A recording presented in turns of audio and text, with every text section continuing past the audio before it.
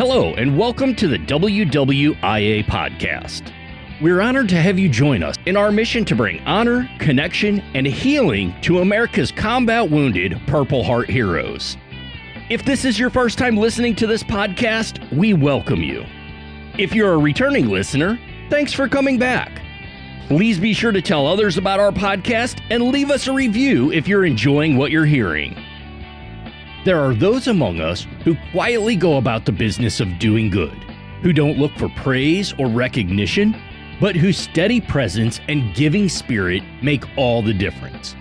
The mission of the Wounded Warriors in Action Foundation is built upon the shoulders of such patriots, men and women, families and businesses who choose to stand in the gap for our combat wounded veterans. They offer not only their resources, but their hearts, their homes, and their hands. And because of them, healing happens. On this episode of the WWIA Podcast, founder and CEO John McDaniel introduces us to one of those quiet giants, a man whose life and legacy have become deeply intertwined with the WWIA story. We're honored to welcome Mr. Joe DePriest, President and CEO of Western States Fire Protection. For over 28 years, Joe has poured himself into a career marked by excellence and integrity, leading a company known for its strong values and outstanding people.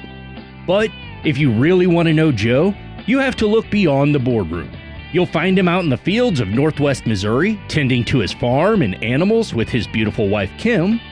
You'll find him relaxing in nature, something he's loved since childhood, as well as hunting and fishing, and sharing those experiences with some of the heroes he welcomes to his property each fall. Nearly a decade ago, Joe and Kim opened up their farm and their hearts to the WWIA family. What began as a gesture of support has grown into a powerful partnership, one that's brought countless Purple Heart heroes into their care and into the healing embrace of nature. They don't do it for credit, they do it because it's their way of giving back and saying thanks to our heroes for their service and sacrifice. So today, we invite you to listen in as John sits down with Joe for a heartfelt conversation about service, stewardship, and the incredible impact one family and one company can make. This is what it looks like when gratitude meets action, and it's the heart and spirit of WWIA. Let's join the conversation now.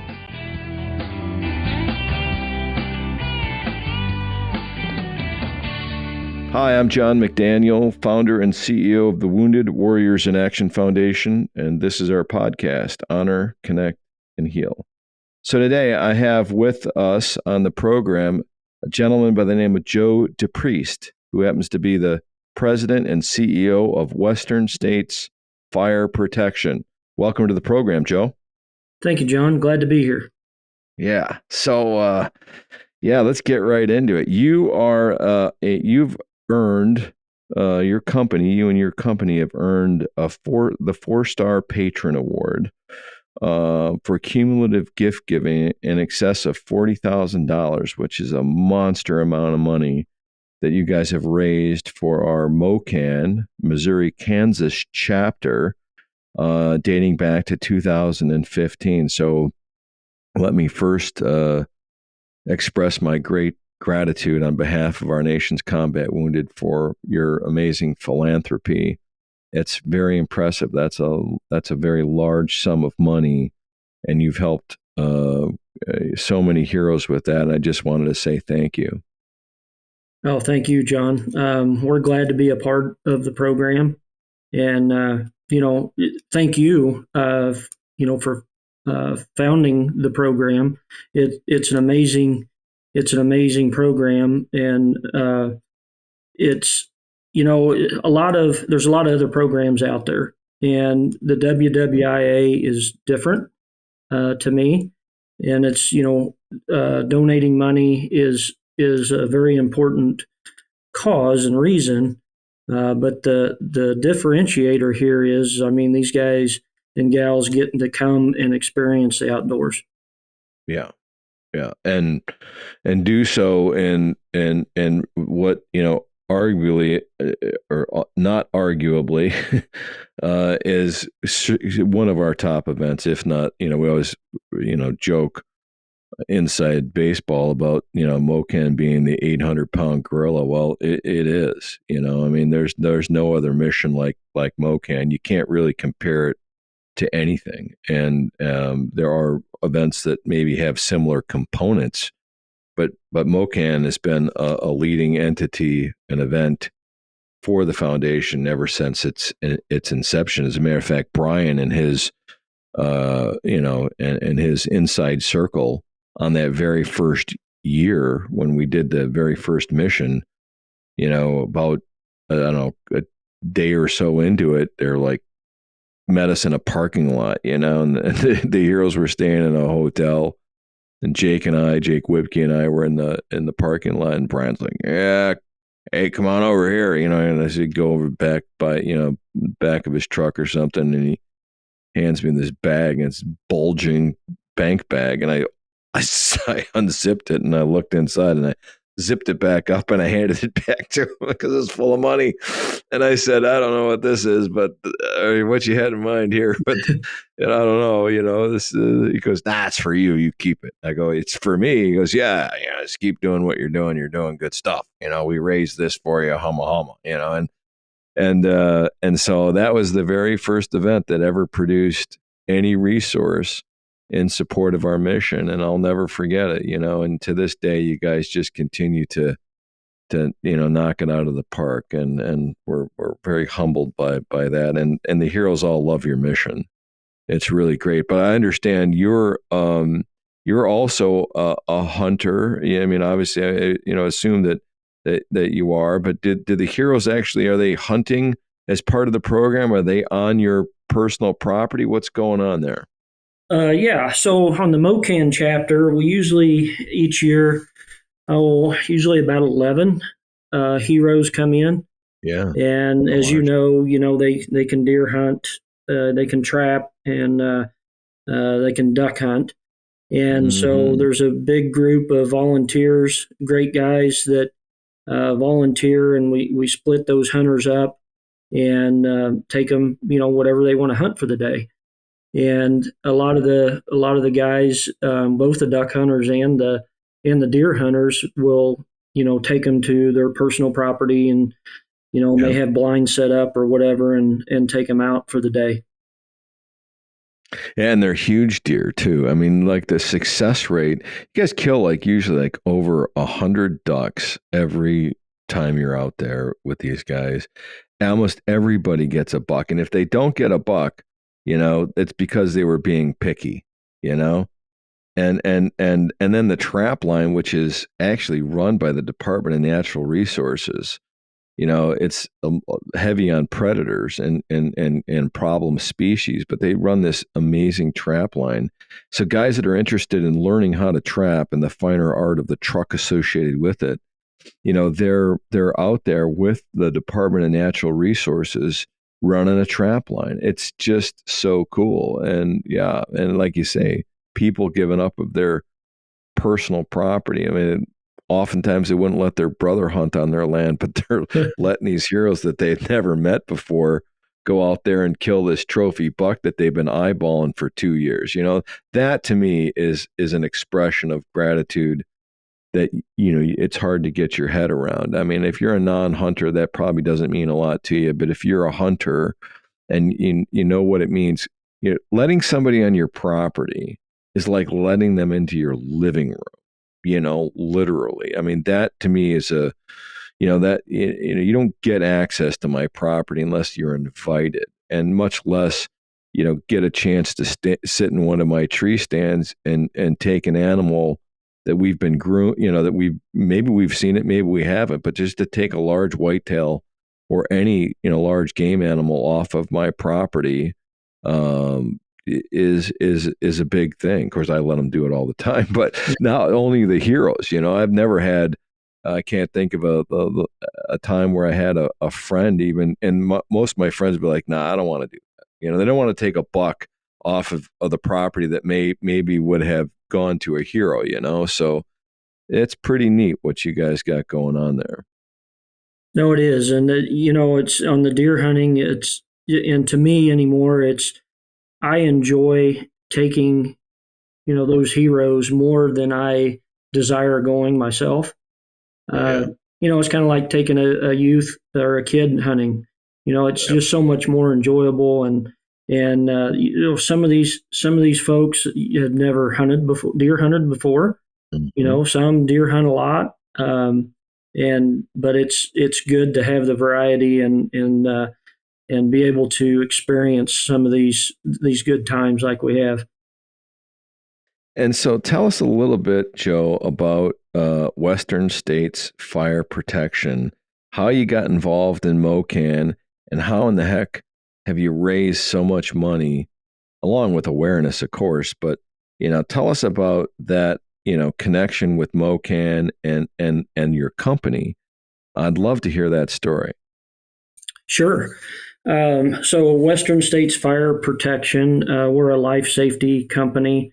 We install and maintain and inspect life safety systems like fire alarm and fire sprinkler. Mm-hmm. And we're a part of the API group as our parent company. And back in, I don't know, it was 2015 or 16, a good friend of mine, Sean Vandelo, also a coworker, he and Brian Roderick had a mutual friend, and they got connected through that mutual friend. And that year, I guess Brian had mentioned something to Sean that they had lost their sponsor for the MOCAN dinner that we used to do at that event. Yep. And Sean come to me and kind of asked me, he's like, hey, would this be something that, Western States would be interested in? And he kind of got me all the details, and I was looking at it, and our parent company and our company's always been big on supporting veterans. We hire from helmets to hard hats and hire a lot of vets and do a lot of things, some other things too. But when Sean brought this to me, I'm like, this is a great deal. We should get involved in this. And so I did. I got the company involved that year by sponsoring the dinner at the event, and then I also, that's when I got involved on a personal level and got involved with taking some of these folks hunting. So it's been a good run here. Awesome. And are you like did you grow up in Missouri? I mean, is this your where you've spent most of your life? Yes, I live pretty close to where I grew up, actually. So kind of stayed around, went through school all the way through school in the same area, and so got a lot of friends from that, and of course making a lot of new friends through the WWIA. Yeah. Do you? I'm just curious. Are you still in contact with any of the heroes that you served, or like a Facebook, or you got them on a text or phone call or anything like that? So yeah, that's kind of neat that you ask. And that's one thing about this program is making those friends, and a lot of them you stay in touch with. And I'm sure Steve Wolk and oh yeah, great American. Yep, maybe Bob Hill, and so yeah, we stay in touch with them through text and different things off and on. And a year later, I'll get a text from a hunter that I took the year before and saying good luck this season and that kind of thing. And that's what really makes this even better, is because of that. Well, I always say, for me anyway, when I'm on a mission and I'm working, I mean, we have a little camp up in northern Wisconsin we call Camp Hackett, and when the heroes are in and on mission, you're giving it your best, right? I mean, you're president and CEO, and you're, I'm sure every day, when you go to work, you're giving it your best because you're the senior leader in the organization. And that's what people expect.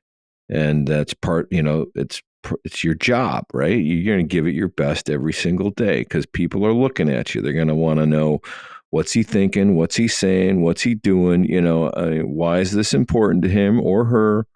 And so I feel like when I've got the heroes at my camp, I feel like, heck, I feel like I did back when I was in a Ranger regiment. It was like, you better bring it every single day and give it 110%. And that this thing you're doing, has got to be successful. You got to anticipate, and then now you have to get to know them, genuinely want to spend some time and get to know them and be on for every one of those conversations. And, community members are coming up to you. At the end of the day, when it's all over and they're gone and they've disbanded and they're going back home, I always refer to it as like the post-event coma, because it just hits you like, whoa. I mean, you just don't realize how invested you are, at least for me anyway. I feel like I'm, like it's kind of emotionally draining to be on like that for 3 or 4 days. And there's a lot of intense things happening, and it's not like intense, like, hey, we're, getting ready to go into combat intense, but there's a lot of emotions. There's a lot of things happening, a lot of layers to this space, and it can be emotionally and physically taxing when it's all said and done. You did something, right? Yeah, it is a lot of work, and you're right. Just having to be on all the time, but I don't do near. I mean, you look at Brian and Kyle and Brad and Sean and what those guys do, through that week. It's amazing, and I'm sure that by the end of that, they're beat. And I appreciate all they do because it's a lot of work, but it's definitely rewarding and it's worth it. Yeah, it is. And I don't know. You look back on it, and it's nice to be able to give, I guess, is the best thing. It's like you could. What are you giving? Well, you're opening up something that's sacred. Your land, your home, your friendship. Your resource. You're just saying to them in an indirect way that what you did for this country, while you were wearing a uniform, is valued, and this is our way of saying thanks, right? Absolutely. We live in the greatest country in the world, and a lot of sacrifices have been made over time. The reason for that, and it's easy to get complacent and take things for granted. But this program, it's these amazing individuals, and it's a way to give back. And, I often sit back and think, I should do more. But it's a way of giving thanks, and it's worth it. And you see across to the spouse's involvement, in this program, even though, the spouse may not be out hunting or whatever, but just the support from the spouses and the other things that they do. I mean, when we used to do the banquet, I know Carrie Evans, she worked her tail off putting those things together. And my wife enjoys being involved and supporting me and helping do it every year. Yeah. Many hands make for light work, but you're right. The spouses, what they've gone through and been through, after their husband or maybe in some cases their wife gets hurt and wounded in combat, they've got all that to deal with. The uncertainty of, is he going to be the same? Is he going to be okay? And that whole recovery thing is a process. And part of that process, and we got to thank them for, I don't want to say allowing them to go, but to supporting them while they're actively seeking, to get better. And what does it really mean to get better, right? The guys all say to me, I've heard this so many times I can't count. Like, hey, sir, I don't need any more stitches. I don't need any more pills. 2 weekends ago, I was on the water fishing. It wasn't a sanctioned WWIA event. I suppose it was because I was on it. I was the one that created it, I guess. But I have a good friend of mine who's a Vietnam veteran. And, they're, God bless them, but we're all getting older. It's something you can't stop. But, this might be, one of his last trips, he's pretty banged up. And, he's had over 100 surgeries. He told me, this is a true story. He says to me, met him at the marina. We were going to go offshore fishing over near Pompano Beach, Delray, Pompano, and that part of Florida down on the East Coast. And so we're not going to go far offshore because the Gulf Stream comes pretty close to the shoreline there. You don't have to, go out for an hour to get into the fishing, But the wind was pretty stiff that day, and it was calling for inclement weather in the afternoon. And so he's got a hard time, ambulating, and he's a big man. And so we got to get him from the dock down into the boat. Now, and we're out there, and the sea state's starting to get rough, and we're just getting our teeth rattled out of our heads, and I'm like, geez, I said, but we don't have to do this. He's like, I'm fine, I'm good. But a couple of guys on the boat weren't good. They're turning green. And but this particular gentleman that I was with, told me, he's like, yeah, I just kind of got to be a little careful. He says, I just 2 days ago, I had my 100th surgery. I was like, you had surgery 2 days ago? He's like, yeah, I didn't want to tell you. And so he's got, they cut into his back for Lord knows how many times, but it was his 100th. He was celebrating his 100th surgery and didn't want anybody to, to know that, he'd been recently cut on, but he was concerned that his stitches were going to get opened up, And he goes, that my wife wouldn't be real happy with me if that happens. Well, we're out there now. It starts raining. Okay. And the storm comes. Now it's raining sideways. We got, 4-foot rollers out there, and a Vietnam veteran who 2 days ago had his 100th surgery, and I'm just sitting there thinking to myself, you can't make it up. But it's got to be one of the toughest guys I've ever met in my life. And the captain afterwards, we dropped him off, and we did terminate the trip a little bit early, just because of the foul weather, But we helped him up out of that boat and on the dock, and then into his car. He was being driven by his friend, so we got him in there, and then we got back on the boat and all this, and the captain's just like shaking his head. He's like, I think that's got to be the toughest guy I've ever met in my life. And I go, yeah, I think you're right. I'm right on. I'm right there with you, buddy. And that's, you got to think about that. Like the spouses, right? Here's a guy that's got all this going on, but what's that journey been like for his wife? God bless her, and all of them that are out there supporting their, their spouses, to do things like this. But it's important work, and they have to feel alive. I'm sure that Bob did this to spend some time with me again on the water, did this partially to feel alive. Absolutely. And,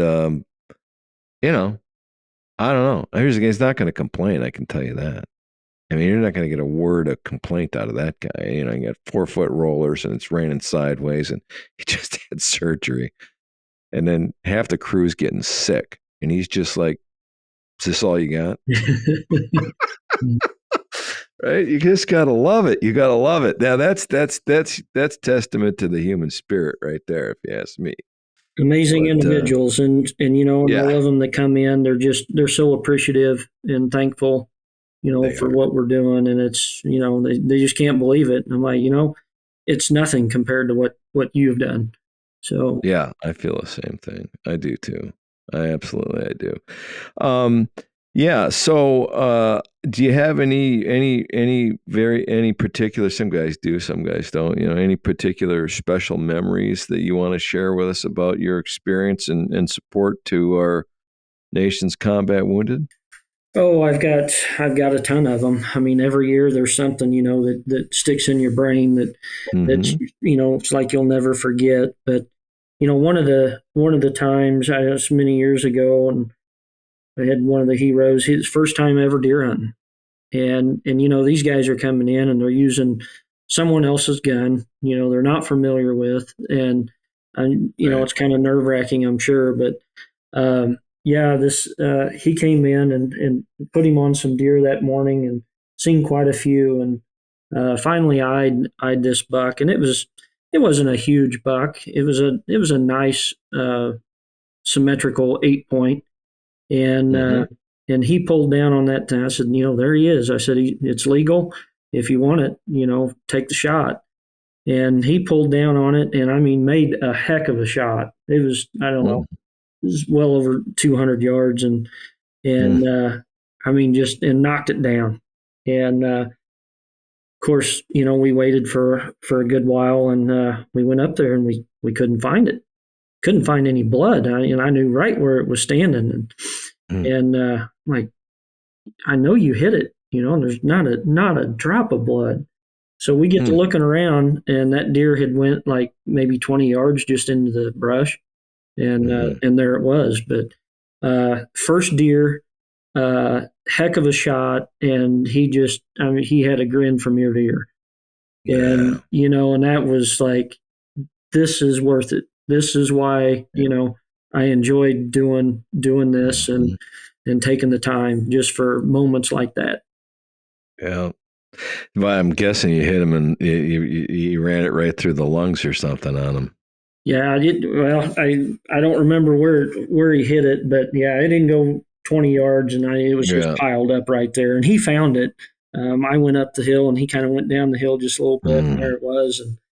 And That's a great yeah, it was feeling, isn't it? fantastic. It was a good hunt.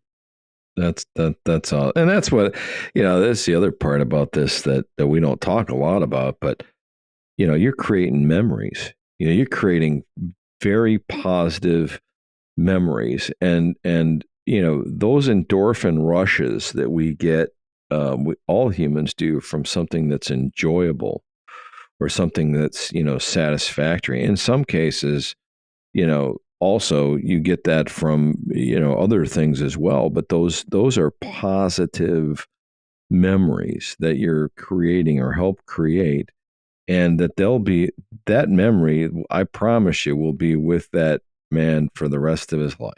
And I think that what we're also doing is taking these positive memories and helping to fill that cup up, if you will, of positive memories post traumatic event. In other words, them being wounded in combat. And some of them have been wounded several times, but the more that you can fill that cup up with positive memories and goodness, eventually that cup becomes a lot heavier than the other cup, which has got maybe some not so nice and memories from their past in it. And I think there's something to that. I don't know what a clinical psychologist may say about that, but I just know that it's good. I think that's a good thing that that what we're doing, and getting them together, because they share a common bond. Not only do they fight for our country someplace, they were wounded while they were doing it, and they share that in common. And they also share the fact that they like to hunt or fish in common, or they wouldn't be there. And they're all and I think also that because people like you and your great community are opening their homes and their properties and their water access to waterways and this kind of thing to them, that's a great expression of kindness and of value. We're giving value to what adding value to their lives. And so Yeah, that's all good stuff, Joe. Thanks for what you guys are doing. Yeah, I got I got one more here for you, John. That I think after the fact, I understood it more than I did during the time that it happened. But I had one of the heroes. We had been hunting and seen several deer, and he was just maybe a little bit off, and or something was kind of bothering him. It seemed like, and finally, as we were sitting there, and of course, if you in one of those enclosed blinds, it's really nice because you can actually visit, a little bit, and while you're hunting and get to know one another, and so as the time went on, we kept seeing deer, and he'd kind of pass or whatever, and I finally he finally admitted, and he's like, man, he said, I'm afraid I'm going to miss. And I said, and I'm sure in the military, you're taught not to miss, right? And maybe scolded for it if you do. And of course, like I said before, using someone else's gun, never shooting it, you don't know what the recoil's like. You just, and they just flew in on a plane and said, got in the truck and got in the blind and handed them the gun and say, here, But figured out, he was afraid of missing, and I told him, I said, in this situation, I said, not shooting is the same as missing. So that's great. I said, take the opportunity, and missing's no big deal. We'll find another one if you miss one. So, wow, yeah, that's pretty powerful too, right? And see, but you just gave him permission to fail. Yep. And that's a huge thing. It's the same thing with kids, right? It's the same thing with anybody, employees too.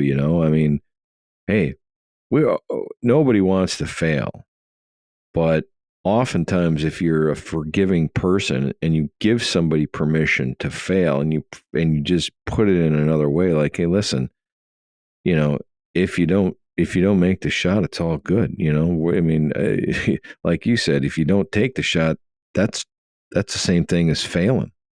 We just want you to try. Mm-hmm. I used to be a hockey coach, and I, when I would teaching, edges and things like this on, how to skate faster and better, I said, this idea of your edge work, inside, outside edges, we'd run in these drills. I say, like, I expect you guys to fall down. If you don't fall down, it means you're not trying hard enough. You're never going to get better. You got to fall down. I want you to be on the edge. That's why they call it on the edge. I want you to be pushing that.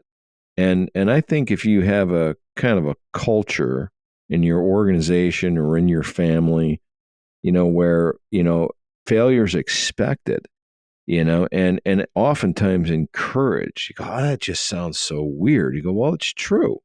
It's true. I mean, I expect you to. Here's the rub. I want you to learn from that experience, and get stronger and get better. And if you're not going to get punished or admonished in any way, shape, or form, I just gave you permission. That's powerful, right?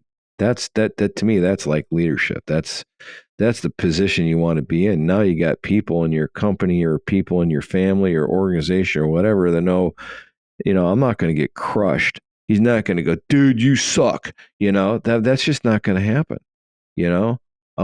And think about that, right? What does that do to somebody? I appreciate you sharing that one with us, Joe.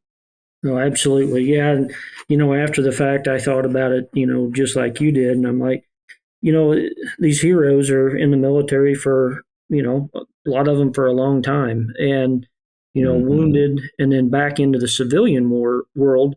And, they're kind of caught between two worlds. And it's trying to say, it's okay, civilian world, not everything applies that it did, in your military world, and getting people to kind of being able to make that transition has got to be very tough. Well, you bring up another very good point. Well, it is tough, but that, and it doesn't happen overnight, right? At all. And that's the thing. I'm glad you mentioned it, because I will tell you, one of the things that I don't talk a lot about, and want to here now because it's you've just spurred a memory or a thought that I've had for years and years that I don't rarely have. I may not have ever expressed it, but that's why what you're doing as the leader of a very successful organization, Western States Fire Protection, is important. As you're the president and the CEO, and you're a successful man, and to have these heroes who are trying to transition, and that transition, people go, well, transitions can happen like that. Okay. But most transitions don't happen like that. This transition from the world of the military, combat operations, to being back in a life of normalcy, if that's even possible, many of them don't know what that looks like, and they don't even, and here you are, as a model, okay, as somebody who they can look at and go, wow. And they probably didn't even know that you're the president and CEO, and it doesn't matter. But if they did know and did find that out, they would probably be like, wow, this guy just let me go out and hunt on his land, and they're looking at, there's modeling happening, and they go, how in the world else would they ever get the chance to be with a person like you? Think about that. Where are they going to get that opportunity? Where's that going to happen? Now they're back from combat. They've gone on this event, and the next thing you know, they're hunting with you on your property, and you just told them it's okay to it's okay if you miss, but they need a lot of that. That transition, to normalcy is a journey. It's not something that happens like, the butterfly that comes out of the cocoon and is now flying. That's a transition, but that transition happened real quick. Like, this transition oftentimes takes years, and being exposed to people like you, successful people, is super important, especially when they find out that you're a normal and wonderful, kind person. That to me is that's the good stuff. That's the best there is. Well, John, you're right. It doesn't matter what you do or what your title is. I mean, we're all human beings, and it's good to spend time with them, try to help them along any way that you can. And like I say, my wife, Kim, I mean, she'll make cookies, or we'll bring them in and have lunch, and, just be a normal person to them. Exactly. And it feels good. Yeah. We used to say, if it looks good and feels good, it is good. Yep. Absolutely. And that's where this is.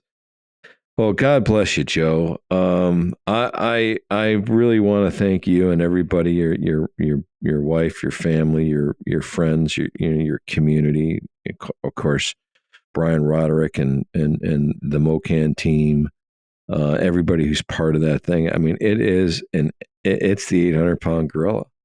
And granted, the gorilla might you might think of, gorilla as something that's imposing, and sometimes gorillas can be.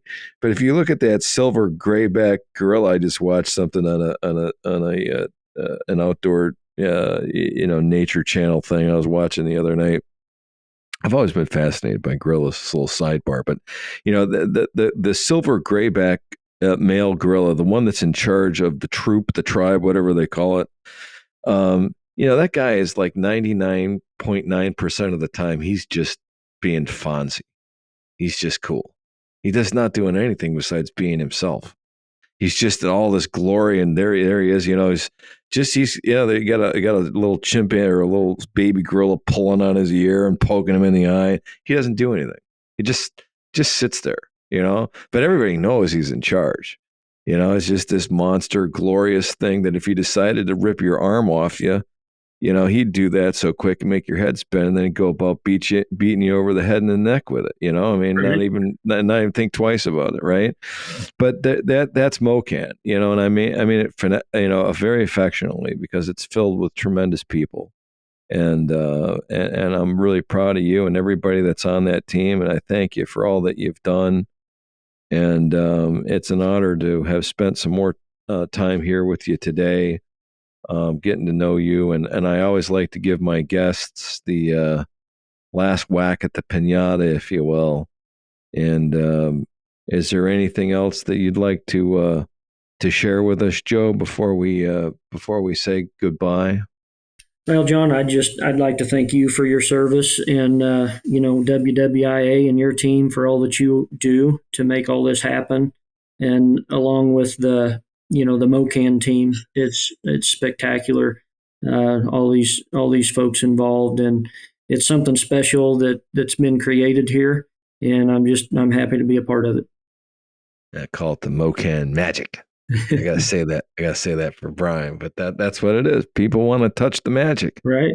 And you guys are creating it, and you're at the point now where it's been referred to as irreversible momentum, and that's just a great feeling, when you know that you've got a team that's going to perform. I'll put that team on the field any day of the week, any place, anytime, anywhere, and just marvel at what you accomplish. And that's a great feeling. And I feel, more than anything, I feel blessed because I know the lives that you've changed in the past, and the ones that you're changing in the present, and the ones that you're going to change in the future as well, for all that you guys do. I'm honored, and I really appreciate what you've done, and I wish you and yours the best moving forward, and I'm always here for you if you ever need anything. I don't know what that would be, but I promise you I'd give you my best. Well, I appreciate it, John, and thanks for having me on today. I appreciate that also. Good to spend time with you. Absolutely. Okay, we're signing off. Thanks for all you do, Joe. We'll talk to you soon. Thank you for listening to the WWIA Podcast. To learn more about the Wounded Warriors in Action Foundation and how you can get involved, please visit our website at wwiaf.org or follow us on social media on Facebook, Instagram, Twitter, and LinkedIn. If you'd like to comment or offer feedback about our podcast, or if you have a suggestion for a future episode, please email us at podcast@wwiaf.org. Thank you for your support and for helping us honor, connect, and heal our combat wounded Purple Heart heroes through the power of the great outdoors.